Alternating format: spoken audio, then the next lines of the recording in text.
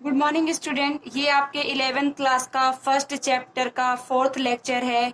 इसके पहले वाले लेक्चर में हम लोगों ने कुल, वंश, गण, जाति, जगत के बारे में पढ़ा था और आपने एक वर्ग की संवर्ग सहित कुछ जीव के बारे में भी पढ़ा था। किताब में आपने देखा था पूरा सबके बारे में, मैंगी फेरा के बारे में, घरेलू मक्खी के बारे में, सबका कुल, वंश, गण, वर्ग सब उसके बारे में पढ़ा था। आज हम पढ़ेंगे, अगला टॉपिक है आपका वर्ग की सहायता साधन।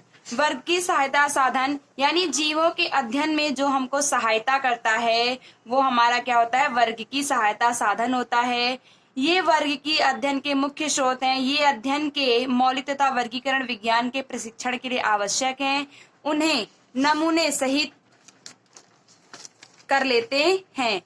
ठीक है ना। वर्ग की साधन अध्ययन क्या है कि ये जो हम जीवों के और पौधों के अध्ययन के बारे में हमारी सहायता करें, उन्हें ही क्या बोलते हैं, वर्ग की साधन अध्ययन। यानी जो हमारे अध्ययन के लिए सहायता करते हैं उनको वर्ग की साधन अध्ययन कहते हैं। चलिए नेक्स्ट टॉपिक है हर्बेरियम। हर्बेरियम क्या होता है बच्चों? हर्बेरियम में क्या होता है कि वनस्पति संग्रहालय में पौधों को एकत्र नमूनों को कागज की सीट पर सुखाकर तथा उसे दबाकर परिरक्षित करते हैं। इन सीटों को विश्वव्यापी मान्य वर्गीकरण प्रणाली के अनुसार व्यवस्थित करते हैं। ये नमूने सूचना सहित भविष्य में अध्ययन के लिए वनस्पति संग्रहालय में सुरक्षित रखे जाते हैं। हर्बेरियम की सीट पर एक लेबल लगा दिया जाता है। इस लेबल पर पौधे को एकत्र करने की तिथि, स्थान और पौधे का अंग्रेजी नाम, स्थानीय तथा वैज्ञानिक नाम, कौन से कुल का है, एकत्र करने वाले आदि का नाम लिखा जाता है। इत्यादि काम करने से हर्बेरियम फाइल तैयार की जाती है। अब देखिए हर्बेरियम फाइल क्या होती है बच्चों। एक प्रकार की हर्बेरियम फाइल एक सीट होती है। उस पे क्या होता है कि किसी भी पौधे को हम पहले सुखाते हैं, उस पे दवा का छिड़काव करते हैं, फिर उस सीट पर हर्बेरियम फाइल हम आप लोग को वीडियो में दिखाएंगे और अगर स्कूल खुल जाती है तो फिर आप लोग को हर्बेरियम फाइल हम दिखाएंगे कैसी बनवाई है।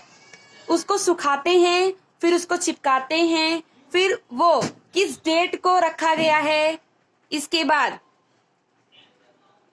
किस कुल का है, उसका वैज्ञानिक नाम, सब कुछ उस कागज पर लिखा होता है। और उस पौधे को मान लीजिए कि ये कोई हर्बेरियम फाइल है और ये मैंने गुलाब का फूल सुखाया है, तो गुलाब का फूल सूखा हुआ इस पेज पर लगा देते हैं, उस पे पन्नी चिपका देते हैं, दवा का छिड़काव कर देते हैं ताकि वो खराब ना हो। और वहां पर उसकी डेट, उसका वैज्ञानिक नाम और उसका इंग्लिश नाम, उसका स्थानीय नाम सब कुछ वहां पर लिख देते हैं। इसी प्रकार मान लो नीम का है, फिर किसी और गेंदे का है, सूरजमुखी का है, सबका सुखाकर लगा देते हैं और उस पे उसका डेट, वैज्ञानिक नाम ये सब लिख देते हैं। इस प्रकार से हर्बेरियम फाइल क्या कर सकते हैं, हम तैयार कर सकते हैं।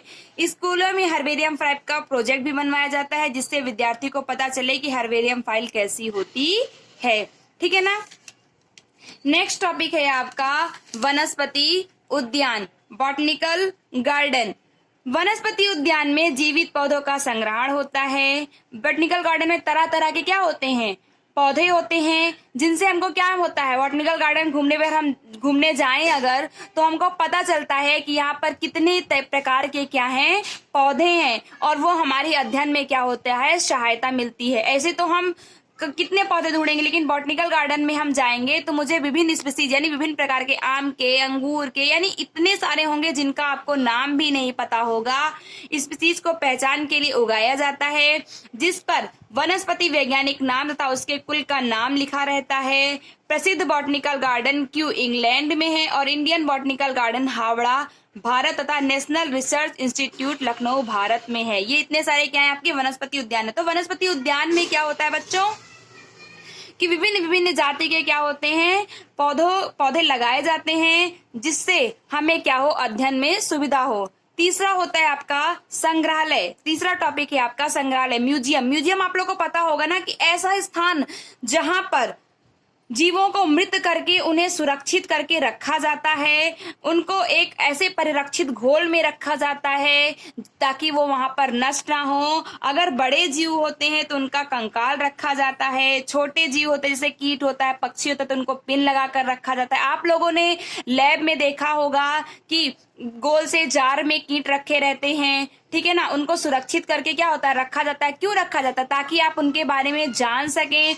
जैसे कई सारी हमारी प्राणियां विलुप्त हो चुकी हैं, और अगर हम उनके कंकाल को, जैसे डायनासोर हमारा क्या विलुप्त हो चुका है, लेकिन अगर उनके कंकाल को अगर हम किसी म्यूजियम में रखा गया है तो उनको कंकाल को देख के हम जान सकते हैं कि ये इस कुल का था, इसके लक्षण ऐसे थे। इसीलिए संग्रहालय बनाया जाता है ताकि हमको क्या हो, अध्ययन में आसानी हो। तो चलिए देखते हैं संग्रहालय का काम क्या होता है। ऐसा स्थान जहां पर जीवों को मृत करके उन्हें सुरक्षित करके रखा जाता है, उसे तथा बड़े जीव का कंकाल रखा जाता है, उसे ही क्या बोलते हैं, म्यूजियम कहते हैं। म्यूजियम इसीलिए बनाया जाता है ताकि हमें अध्ययन में क्या हो, आसानी हो। वनस्पति संग्रहालय प्रायः शैक्षणिक संस्थानों जैसे विद्यालय तथा कॉलेजों में स्थापित किए जाते हैं। संग्रहालय में अध्ययन के लिए परिरक्षित पौधों तथा प्राणियों के नमूने होते हैं। नमूनों को परिरक्षित घोल में डालकर जारों में रखे जाते हैं, क्योंकि वो मर जाते हैं तो उनको सुरक्षित रखना पड़ता है, तो उनको विशेष घोल में रखा जाता है ताकि वो खराब ना हो।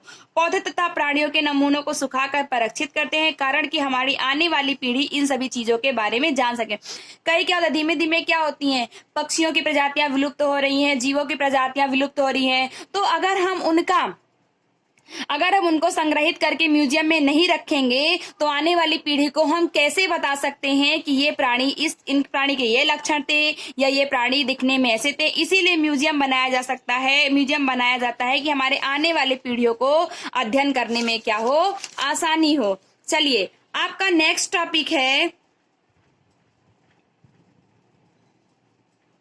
प्राणी उपवन अथवा चिड़ियाघर। चिड़ियाघर बच्चों आप लोग जानते हैं कि यहाँ पर जीवित जीवों को रखा जाता है। चिड़ियाघर आप लोग देखने भी गए होंगे, है ना। तो चिड़ियाघर में भी आप देखते होंगे विभिन्न विभिन्न प्रजाति के क्या होते हैं, जीव होते हैं, और उनको उनकी क्या होता है, उनको उनकी प्राकृतिक आवास के आधार पर रखा जाता है। ऐसा नहीं कि बंदर को पानी में रखा जाता है और मछली को बाहर रखा जाता है, नहीं, मछलियों को भी वहां पर पानी में रखा जाता है, बंदर को उनके आवास पर, यानी उनके रहने खाने की व्यवस्था के अनुसार ही उनको उनके प्राकृतिक आवास के आधार पर ही उनको उसमें चिड़ियाघर में रखा जाता है। आपने म्यूजियम में क्या देखा था, म्यूजियम में मैंने अभी बताया आपको कि वहां पर मृत चीज रखी जाती है, यानी मरे हुए जीवों को अच्छे से रखा जाता है। लेकिन जो प्राणी उपवन है, यहाँ पर जीवित जीवों को रखा जाता है। चलिए देखते हैं इसके बारे में। इन उपवनों में अधिकांशतः वन्य आवासी जीवित प्राणी रखे जाते हैं। इनसे हम वन्य जीवों को मानव की देखरेख में आहार, प्रकृति, व्यवहार को सीखने का अवसर प्राप्त होता है। हमें ये पता चलता है कि इस जीव का आहार ये हो सकता है, ये जीव का आवास ये हो सकता है। ऐसा नहीं कि आपका जो चिड़ियाघर है केवल मनोरंजन के लिए है, नहीं, मनोरंजन के साथ साथ हमें ये देखने को मिलता है कि इस पशु का आहार ऐसा है, इस पशु के रहने की प्रकृति ऐसी है, इस पशु का व्यवहार ऐसा है। यानी चिड़ियाघर से हमें ये सब भी सीखने को मिलता है। चिड़ियाघर के सभी प्राणियों को उनके प्राकृतिक आवास वाली परिस्थितियों में रखने का प्रयास किया जाता है। चिड़ियाघर हमारे अध्ययन के लिए बनाए जाते हैं, ठीक है ना। चिड़ियाघर हमारे अध्ययन के लिए बनाए जाते हैं ताकि हमने, मान लो हम ऐसे नॉर्मल पक्षी तो हर जगह देखने को नहीं मिलते, लेकिन आप चिड़ियाघर में जाइए तो आपको शुतुरमुर्ग भी देखने को मिलेगा, ऑस्ट्रिच भी देखने को, ठीक है ना, विभिन्न प्रकार के कौवे, विभिन्न प्रकार के तोते, सब कुछ हमें देखने को मिलते हैं। हमें उनके लक्षण देखने को मिलते हैं, हमें उनके आवाज देखने को मिलते हैं। तो यानी हमें उनके व्यवहार, आवास और प्रकृति के बारे में सीखने को मिलता है। चलिए नेक्स्ट है आपका कुंजी अथवा चाबी। कुंजी अथवा चाबी क्या होता है, आपका नेक्स्ट टॉपिक है बुक में। कुंजी अथवा चाबी हमें किसी भी जीव के बारे में जानने में क्या करती हैं, सहायता करती हैं। कुंजी अथवा चाबी ये हमें किसी भी जीव के बारे में जानने में क्या करती हैं, सहायता करती हैं। यह एक अन्य साधन सामग्री है जिसका उपयोग समानताओं तथा असमानताओं पर आधारित होकर पौधों तथा प्राणियों की पहचान में किया जाता है। यह कुंजी विपर्यासी लक्षणों को, जो प्रायः जोड़े जिन्हें युग्मित कहते हैं, कुंजी दो विपरीत विकल्पों को चुनने में दिखाती है। यानी ये हमें ये बताती है कि ये लक्षण इसमें हो भी सकते हैं और नहीं भी हो सकते हैं। अगर हैं तो किसके हैं, अगर नहीं है तो किसके हैं, ठीक है ना। जैसे हमें कोई जीव मिला तो उसके मान लो शरीर पर बाल हैं, अगर बाल हैं शरीर पर तो हम कहेंगे कि, मान लो अगर शरीर पर बाल हैं तो हमने कह दिया बंदर है। अगर शरीर पर बाल नहीं है, ठीक है ना, तो हमने कह दिया क्या, सांप है, ठीक। अगर मान लो शरीर पर बाल नहीं है तो दूसरा एग्जाम्पल छिपकली भी ले सकते हैं, ठीक है ना। तो हम ये कह सकते हैं कि जो ये आपके कुंजित साधन है वो दो, वहां पर दो लक्षण देखने को मिलते हैं, ये तो हाँ ये तो ना। जैसे हम कोई जीव मिला तो उसके बारे में कोई लक्षण की जांच करें तो हमें देखते हैं कि उसमें है या नहीं है। कुंजी अथवा चाबी से हमें किसी भी जीव के बारे में जानने को मिलता है। चलिए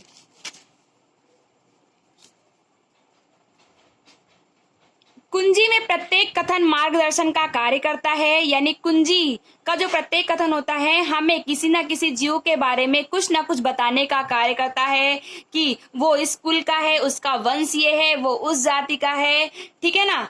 वर्ग की संवर्ग जैसे कुल, वंश तथा जाति के लिए अलग अलग वर्ग कुंजी की आवश्यकता होती है।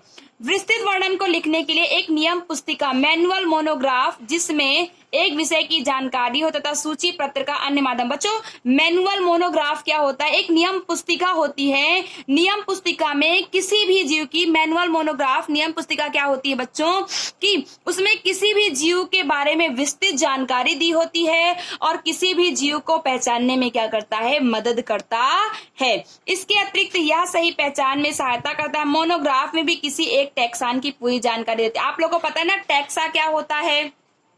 मैंने बताया था ना टैक्सा किसी एक विशेष वर्ग के बारे में जानकारी। तो मोनोग्राफ और नियम पुस्तिका जो आपकी होती है वो किसी भी जीव के बारे में विस्तृत जानकारी देती है और किसी भी जीव को पहचानने में क्या करती है? मदद करती है। थैंक यू बच्चों। आज आपका ये चैप्टर फर्स्ट चैप्टर खत्म होता है। अगले वीडियो में हम सेकेंड चैप्टर के बारे में बात करेंगे।